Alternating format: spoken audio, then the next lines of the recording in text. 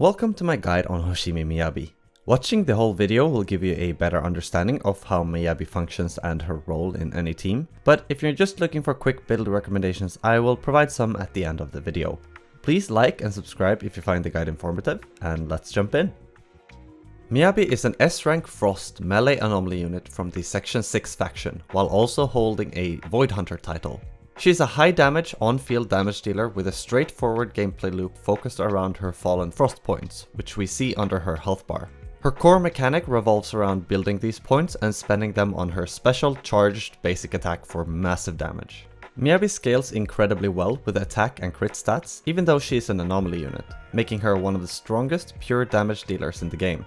Her ultimate boosts her personal ice damage, and she provides a team-wide anomaly build-up buff, helping squad members to trigger more disorders. She has a fast-paced, resource management-focused playstyle and thrives in squads that buff her damage. Whether we focus on maximizing her personal damage or use her in disorder teams, Miyabi is an incredibly strong unit and a top choice for anyone looking for their next main DPS. Now, before jumping into skills and abilities, I want to talk a bit about Miyabi's element. Miyabi is a frost unit, which is separate from standard ice units. This brings some unique elements to her kit, like that she has her own anomaly bar, and that she has her own versions of the ice attribute anomalies Freeze, Shatter and Frostbite. The fact that our frost anomaly is different from ice also means that she can trigger disorders with any element, including ice, which makes her squad options a bit more flexible. Although her anomaly bar and frost attribute anomalies are unique to Miyabi, they function the exact same way as the ice attribute anomalies. She can freeze and shatter, and the frostbite effect increases the crit damage taken by the affected enemy by 10% for the duration of the debuff. The only difference, outside of visual differences, is that Miyabi's frostbite lasts about twice as long as a standard frostbite, which means that a disorder triggered on Miyabi's anomaly will do more damage than one triggered on a standard ice anomaly. Outside of these things, Miyabi functions just as any other ice unit and uses ice damage percent to increase her elemental damage, so there are no new frost damage percent drive discs to look out for. Now let's start with Miyabi's basic attack and her unique fallen frost points, since they are tied together and make up the core of Miyabi's kit. We find these points under Miyabi's health bar and start off any battle with 3 out of 6 points filled in. When all 6 points are filled, they start to burn with a blue flame. Miyabi generates these points through a couple of different ways, which we'll talk about when we get to each of them. But for every 2 points of fallen frost, Miyabi is able to use and improve her special basic attack, Shimotsuki. With at least 2 points of fallen frost, Miyabi can enter her Shimotsuki stance if we hold down the basic attack button. Here she starts charging up a slash, consuming 2 points of fallen frost per charge level up to a maximum of 3 levels. Then either when we release the basic attack button, or when all possible fallen frost points are consumed, Miyabi draws her blade and does 1 out of 3 slashes depending on charge level. The final charge level has an incredibly high motion value, meaning we want to always aim to reach this attack. This is also emphasized by the fact that Miyabi can enter her Shimotsuki stance after any attack without much delay. Luckily, charging up to the highest level goes very quickly, and as a final frosting on the cake, during the charge, Miyabi is invulnerable, removing any risk of using this ability. It can also be animation cancelled, allowing for another squad member to quickly enter the field during the final parts of the attack. As for Miyabi's basic attack string, it's a standard 5-hit combo with 2 quick hits of physical damage and 3 hits of frost damage. If we keep using the basic attack after the 5th hit, we skip over basic 1, starting the second combo and onwards from basic 2. If we continuously press the basic attack button, the combo doesn't take very long to complete and will output a lot of frost anomaly damage. Basic 1 and 2 are nothing special, but basic 3 and 4 can be held and delayed for a second before continuing the combo. Most of the time, damage-wise, it will be better to use the combo normally. But there are 2 interesting interactions with basic 4 and 5 that may want us to delay them for a bit in some cases. In the skill description of the basic attack, it's stated that the 5th hit will block enemy damage, which is indicated by a clashing sound whenever it happens.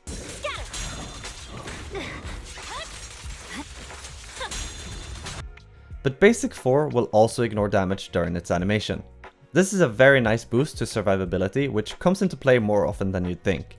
and has an even better interaction with Miyabi's dodge and dodge counter, which I'll talk about in a bit. When Miyabi deals any frost damage to an enemy, she applies the Ice Fire debuff to them for 30 seconds. Visually, this debuff is shown as blue flames coming off the enemy's body, and when they're under this Ice Fire debuff, Miyabi's frost anomaly buildup will scale with her crit rate, up to a cap of 80%. This means that even though Anomaly Mastery will increase the anomaly buildup of frost damage, crit rate is the preferred stat to aim for. Next, whenever the frost anomaly bar is filled and Miyabi's frostbite anomaly triggers on an enemy with Ice Fire is consumed to trigger a damage nuke called Frostburn Break, causing a percentage of Miyabi's attack in damage. When this nuke hits, the enemy enters the Frostburn state, causing any anomaly buildup done to the debuffed enemy to be increased by a percentage that scales with Miyabi's core passive levels. This increased anomaly buildup will last for the duration of the Frostfire effect, but will be removed if another attribute anomaly triggers a disorder. One negative thing about the Frostburn effect for Miyabi specifically is that she cannot apply Ice Fire to an enemy with the Frostburn debuff, meaning she loses the crit scaling anomaly buildup for its duration. So ideally, we'd like to trigger a disorder as fast as possible after the Frostburn is applied. And finally, when the Frostburn Break damage triggers, Miyabi gains 1 point of Fallen Frost. But this can only happen once every 10 seconds. Miyabi's additional ability is activated by either having a support unit or another member of the Section 6 faction in her squad. It's a very important ability to have active since it increases the damage of Miyabi's charge slashes by 60%.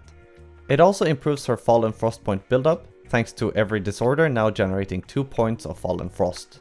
On top of it all, the next charge slash after a disorder is triggered will ignore 30% of an enemy's ice resistance. The only thing of note about Miyabi's non-EX special attack is that it can be used to skip the first hit of her basic attack string, removing 1 hit of physical damage. It does have a higher motion value than basic 1, but it's a very minor improvement and not something that we would ever need to optimize Miyabi's damage. But it could be something to keep in mind whenever we want to build energy from a standstill. Miyabi's EX special has 2 parts, each requiring 40 energy to use and each generating 2 points of Fallen Frost on activation. The first part is activated by just tapping the EX special button, which causes Miyabi to rush forward, dealing massive frost damage and a good amount of frost anomaly buildup. If we have enough energy and tap the EX button again at the end of Miyabi's slashes, or if we just keep holding down the button when using the first part of the skill, we activate the second part, causing Miyabi to do another large slash, which then hits multiple times when she sheaths her blade. This second part has a slightly higher motion value than the first, and also causes more anomaly buildup. It's not a requirement to always use both parts of the EX special back to back, since its main utility comes from the generation of Fallen Frost points.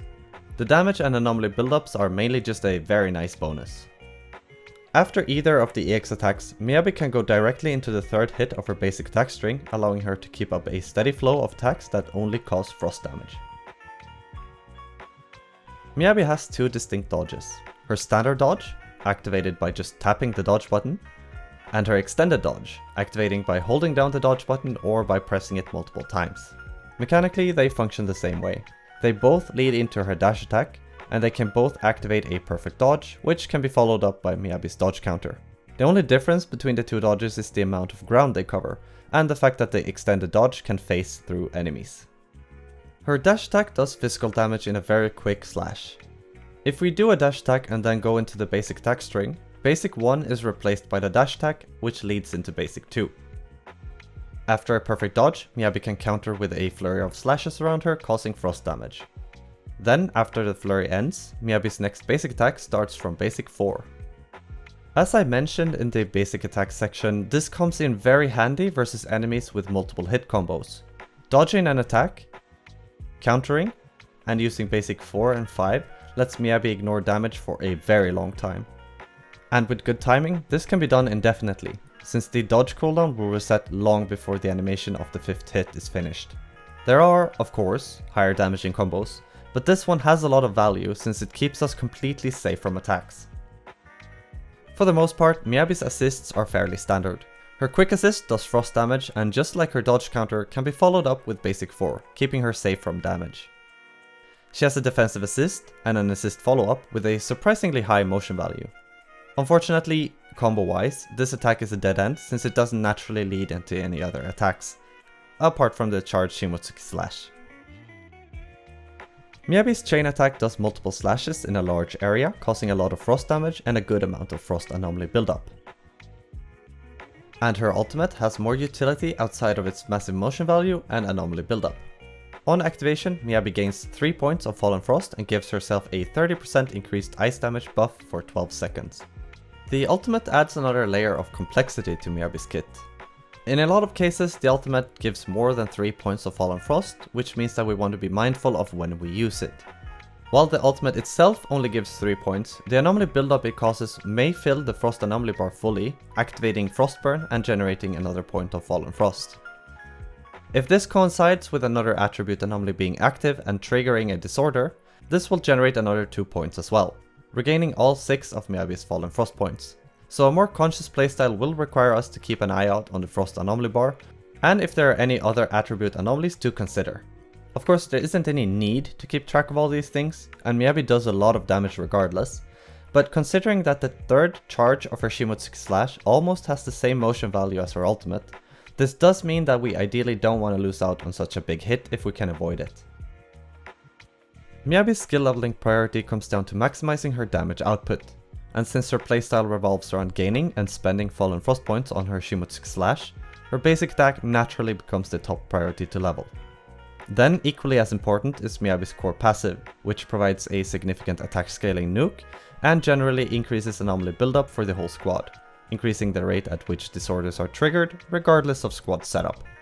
Next we focus on Miyabi's chain attack and ultimate due to its high damage output and utility. The 12-second ice damage buff is incredibly strong, but as I mentioned before, we need to think about when we use it to avoid wasting Fallen Frost points. Miyabi's EX special has solid motion values and synergizes well with Miyabi's on-field playstyle.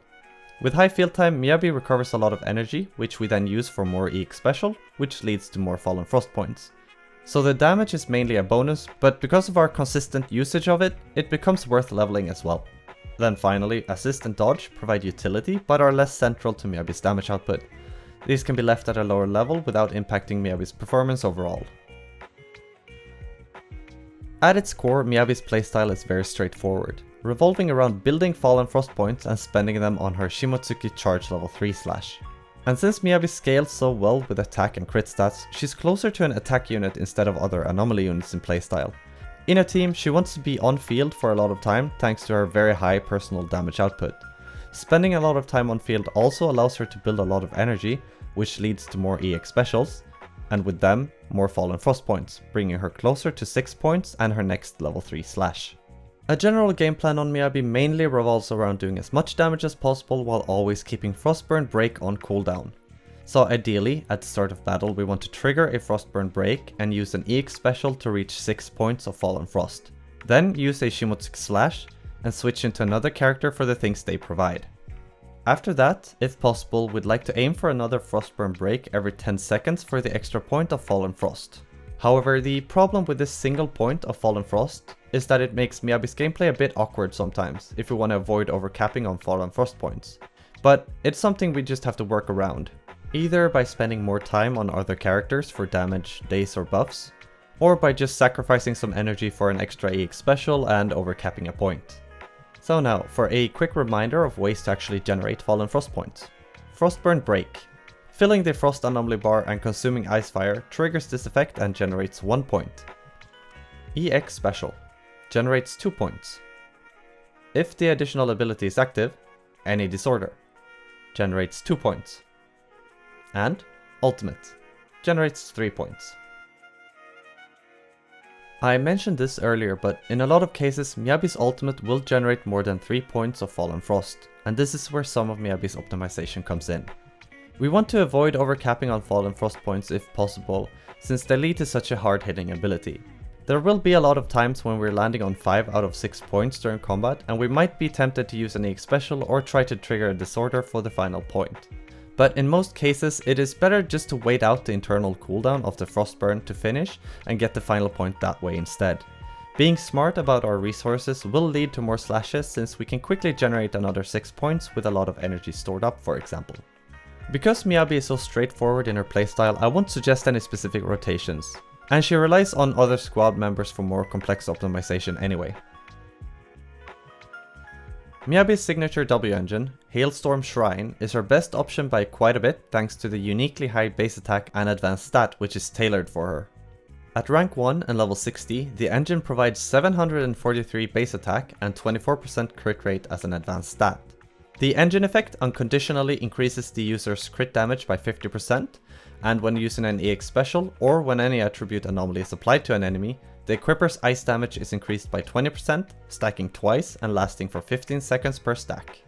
The engine itself is very straightforward and is mainly a stat stick that makes building Miyabi a lot easier. The stats the engine provides translates into a crit rate and a crit damage disc on slot 4, and a 10% stronger ice damage disc in slot 5. The W engine is quite overloaded with stats, and I normally try to dispel any notion that a signature engine is needed for a unit, but I have to recognize that this is an incredibly strong option. Especially since Miyabi is looking for stats more commonly found on attack engines, making other available W engine options a lot less useful to her. That said, the game isn't hard enough to actually require a signature engine on a unit, and Miyabi will be extremely potent even without it. For more accessible engines, we have Electro Lip Gloss from the Battle Pass, and from the Gadget Shop, Weeping Gemini and Rainforest Gourmet. Between these engines, ranks matter, so use the one with the highest rank. But if they're all at the same rank, Electro Lip Gloss is the best option. Its engine effect is easy to activate, and it gives generally useful damage boosting stats, which will increase all of Miyabi's damage. Next up is Weeping Gemini, mostly because of the 25% extra attack it gives as an advanced stat. Unfortunately, Miyabi doesn't make the best use of the high anomaly proficiency this engine provides, so if you can, try to leave this on another anomaly unit that can make better use of it. For other anomaly units, I would recommend Rainforest Gourmet as an option as well, but compared to Electro Lip Gloss and Weeping Gemini, it doesn't really offer as much for Miyabi. The stat it provides are lower overall because of the low duration on its conditional engine effect, so it's hard to recommend this engine over the other two. If you can, just pick one of the other two and stick with them instead. For less accessible options, Grace's Fusion Compiler or Piper's Roaring Ride are also good options to consider. If you have Fusion Compiler, it will be the second best option for Miyabi after her signature. And Roaring Ride is also a very solid option, even though it's very RNG dependent thanks to its engine effect. So the order of recommendation goes as follows. Signature, Fusion Compiler, Electro Lip Gloss, Weeping Gemini, Roaring Ride, and Rainforest Gourmet. Selecting a 4-piece drive disc set for Miyabi is very easy since the Branch and Blade Song drive disc set is tailor-made for her.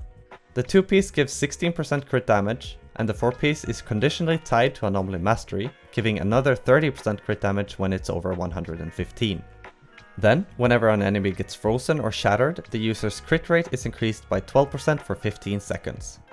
At a base, Miyabi's Anomaly Mastery is 116 at level 60, so she gains 46% crit damage from this set alone. And with how easily she applies her Frost Anomaly effects, the uptime of the 12% crit rate is very high, if not constant, which in turn increases both her damage and the speed that the Frost Anomaly is applied. This doesn't mean that, for example, a Polar Metal set with incredible substat rolls is unusable, but the Branch and Blade Song is specifically tailored for Miyabi, and it would be a waste not to use it for all the bonuses she easily gets from just equipping it. As for 2 pieces, the general choice is a Woodpecker Electro for the extra 8% crit rate. I wouldn't recommend anything else, but if you reach over 80% crit rate without it, Polar Metal or one of the 2 attack percent 2 pieces could be an option, depending on what W engine we use. And as for the main stats to go for, it will depend on if we use her signature engine or not, but we're going to use crit rate or attack percent on disc 4, ice damage percent, attack percent or pen percent for disc 5, and Anomaly Mastery or attack percent on disc 6. Disc 4 will almost always be crit rate, with or without the signature engine, and will only change if we reach more than 80% crit rate without it. Then we would go for the extra attack percent since it would increase a lot in value. Disc 5 will be ice damage percent in every case except when we're using the signature engine, since it already gives 40% ice damage. If we use the signature engine, we can instead just pick whatever has the better substats out of a attack percent, ice damage percent, or pen percent disc. Build options become a lot more flexible with the signature engine. And disc 6 comes down to preference. We don't need the Anomaly Mastery to activate the Branch and Blade Song 4-piece, and Miyabi has a lot of Frost buildup already if she has high crit rate. My general recommendation is to go for an attack percent disc, but if you have access to both types of discs, then I would recommend just to try it and see which one you prefer. On screen now you'll see a quick summary of 2 general build options depending on engine.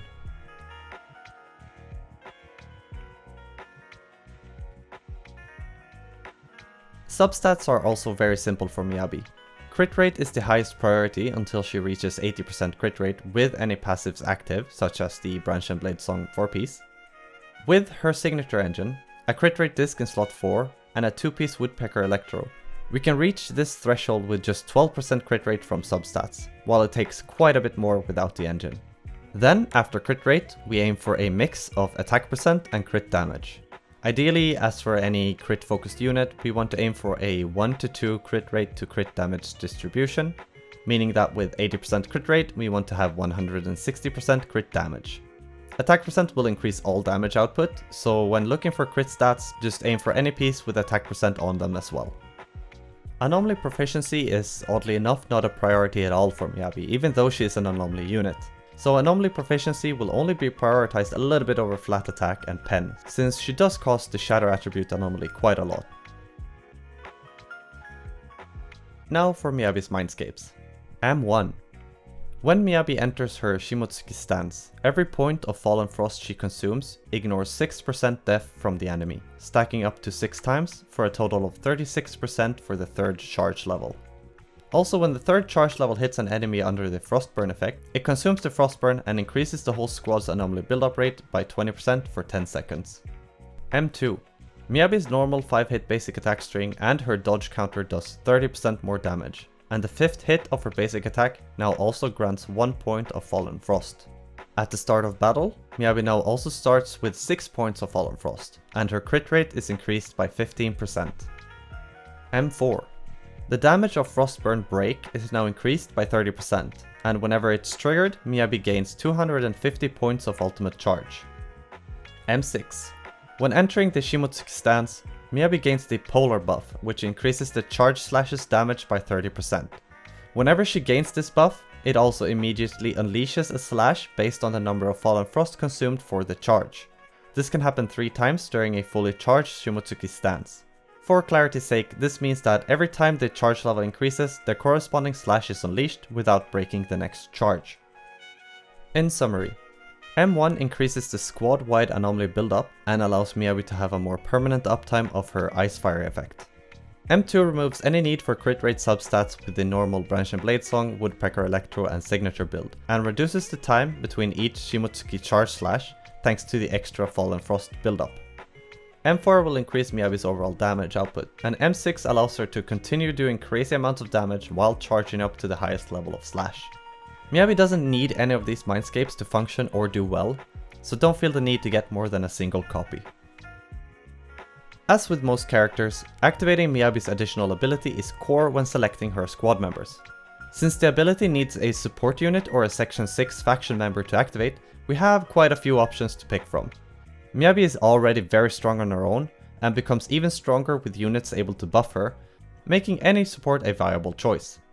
However, Lucy in particular opens up the 3rd slot in a team for all Sons of Caledon members, which allows for a lot of different team types, like a disorder focused team with Bernice, a stun focused team with Lighter, or a buff focused team with Caesar. Sokaku is very similar to Lucy, but a bit more restricted to stun focused teams with either a Lycon or a Lighter as a 3rd member. Nicole is, of course, also an option together with Ambi for a very free to play friendly team. This team will be far from optimal compared to the other options, but it will get the job done with Ambi's high days output and Nicole's general defense shred. And while a lot more team permutation exists, I would like to specifically highlight the Miyabi and Yanagi team. This duo is incredibly strong thanks to both units activating and amplifying each other's abilities and damage output. Yanagi's Polarity Disorder generates 2 points of Fallen Frost each time it triggers, and she also increases the overall disorder damage. Meanwhile, Miyabi increases the team's anomaly buildup, which leads to more disorders and more opportunities for her to use Shimotsuki charge slashes. However, this duo requires close monitoring of multiple mechanics such as energy levels, buffs, different anomaly bars, attribute anomalies, and Miyabi's Fallen Frost points. For anyone willing to manage all these things, the team will allow for a lot of skill expression and a very high damage ceiling. And that's just with Miyabi and Yanagi in the team. The third member of this team could essentially be anything that provides buffs for either Miyabi or Yanagi, but I would recommend Caesar or Rina as the two best options.